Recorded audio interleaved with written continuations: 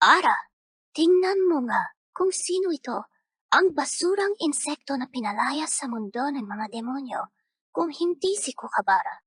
Buset, dumating na siya. Maya, matagal na tayong hindi nagkikita. Kumusta na ang mundo ng mga demonyo habang wala ako? Wala siyang pakialam na makinig. Putek, kung kailan malapit ng tirmahan ang kontrata. Pitsura dahil sa iyo. Sorry, nagkamali ako. Ano man ang isipin mo sa sinabi ko, ay malaking pagkakamali. Sino ang manloloko sa walang kwentang ginawa mo? Maaaring malito ang kliyente natin. Bakit mo siya binantaan? Sinusubukan mong maging mabuti ulit, Bobong Master. Sorry, tama na, Pitsura. Ngayon kinuha na siya ni kamatayan. Walang silbi ang ating kapangyarihan. Akala ko kung ibubuhos ko lahat ng aking lakas, ay maaari ko siyang manigtas. Ngayon hindi ko na ito kayang paniwalaan. Kaya nga dapat, pinapirma mo siya sa kontrata. Kung hindi na kumpleto ang kontrata, hindi mo malalabanan si kamatayan. Sa ngayon, Master, hindi makakasabay ang iyong kapangyarihan sa kanya. Kookaburra, akala ko ay sumuko na siya sa buhay at nagpakamatay matapos siyang mapalayas. Nakakaawa kung paano siya naging malapit sa mga makasalanan. Oh, gising ka na? Huwag kang kumilos. Ikaw na makasalanan. Isang maling galaw at hindi natin alam kung anong uri ng pagdurusa ang pagdadaanan mo bago ka makarating sa impyerno. Sa ngayon, ako ay namamanghang mesasabik sa sitwasyon. Alam mo ba kung bakit? Dahil sa dark matter na lumalabas sa iyong katawan. Ang dark matter ay isang kapanapanabik na enerhiya para sa isang kamatayan. Kapag naitapon ka na sa impyerno, mahihigop ko ang dark matter na nanggagaling sa iyong katawan. Hindi! Ayaw ko! Pumunta sa impyerno! Buset! Ang ingay mo! Basura ka! Kailangan mo ng disiplina. Wah! Ara! Magaling, Pitsura. Buset! Bakit ko kailangan pagdaanan ang paghihirap na ito? Sorry, Maya. Si Tom ay kliyente ko. Sa katunayan, may bagong pintuan ang nagbukas para sa kanya. Kahit pa ito ay gawa ng Diyos, hindi kita mapapatawad sa pagkuha mo sa kanya. Gagawin na naman niya ang electrical na atake. Takbo, mabilis. Ginagawa ko na. Alam mo na nawalan din ako ng kapangyarihan. Pitsura, bahala ka na kay Tom. Sige! Kung gusto mo ng laban, pagbibigyan kita. Tulungan mo ako. Kookaburra, alam kong wala ka ng kapangyarihan, subalit hindi ito sapat para sa isang insekto. Ayos, Pitsura. Maaga pa para magsaya. Malapit nang maubos ang lakas ko. Balik tayo sa simula. Tom, binisan mong pumirma. Naintindihan ko. Dito ba? Oo, bilis. Master! Ayos, ang kontrata ay kompleto na.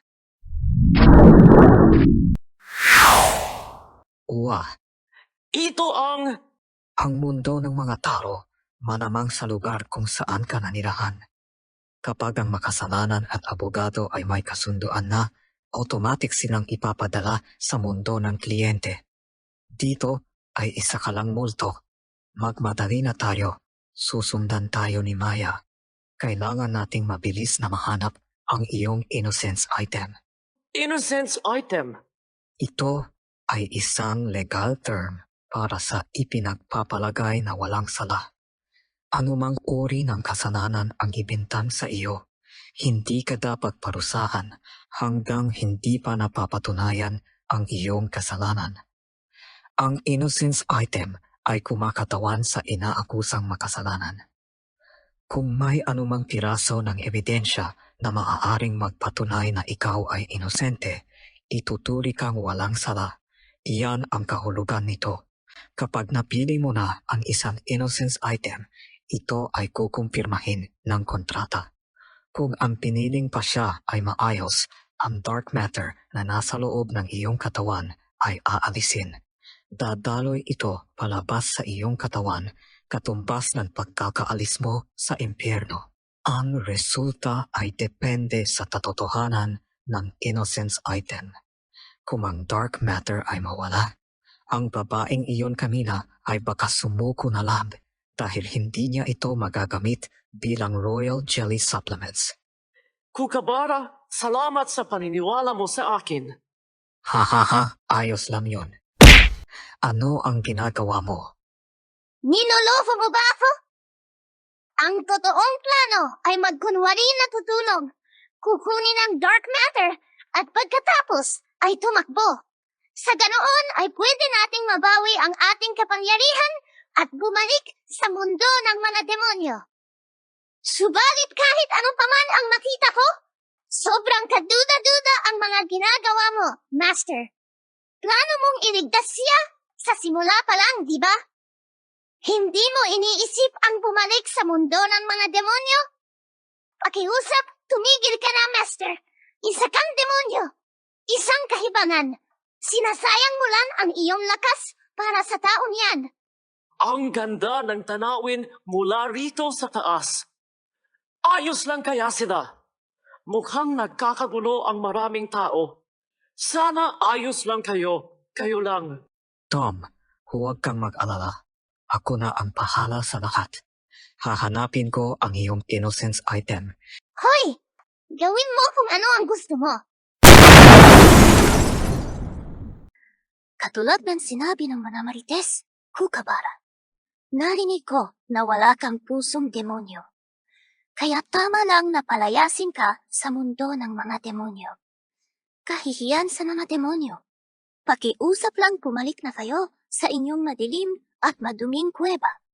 Iyon ba ay nasa loob ng iyong panty? Tigil! Ipapaalam ko sa iyo ang isang bagay. Ang ginawa ng makasalanang ito. Noong araw na iyon, may dalawa pang tao ang nabangga.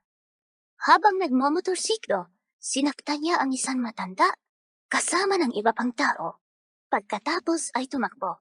Huwag kang magsinungaling, Maya.